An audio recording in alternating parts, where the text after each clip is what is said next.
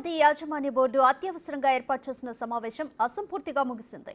నాగార్జున సాగర్, శ్రీశైలం ప్రాజెక్టుల కింద రెండు రాష్ట్రాల్లో ప్రస్తుతం ఉన్న పంటలు, తాగునీటి అవసరాలను దృష్టిలో ఉంచుకుని ఓ నిర్ణయానికి రావాలని ఏపీ, తెలంగాణ రాష్ట్రాలకు కేఆర్ఎంబీ చైర్మన్ అతుల్ జైన్ సూచించారు.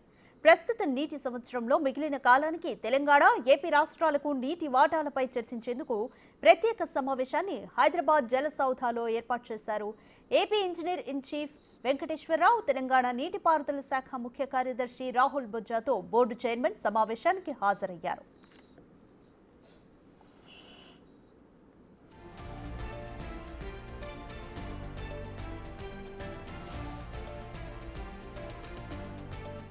అయితే ఈ బోర్డు సమావేశంలో ఎలాంటి వాదనలు వినిపించకుండా ఏపీ అధికారులు వెళ్లిపోగా తెలంగాణ మాత్రమే తమ వాదనను వినిపించింది.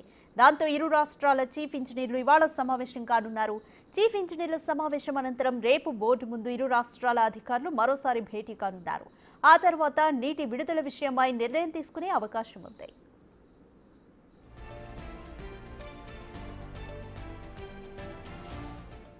ఏపీ ఇప్పటికే వాటాకు మించి నీటిని వాడుకున్నందున నిలువరించాలని తెలంగాణ నీటిపారుదల శాఖ కార్యదర్శి రాహుల్ బొజ్జా బోర్డు చైర్మన్ను కోరారు. పోతిరెడ్డిపాడు, ముచ్చుమర్రి తదితరాల అవుట్లెట్ల నుంచి ఏపీ నీటి వినియోగాన్ని పూర్తిగా ఆపాలని అన్నారు. తాగునీటి అవసరాల కోసం తమకు శ్రీశైలం, నాగార్జున సాగర్లో 10 టీఎంసీల చొప్పున అందుబాటులో ఉంచాలని కోరారు.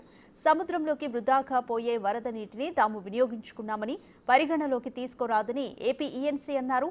సాగర్, శ్రీశైలం కింద పంటలు ఉన్నాయని వాటికి సరిపడా నీరు అవసరమన్నారు.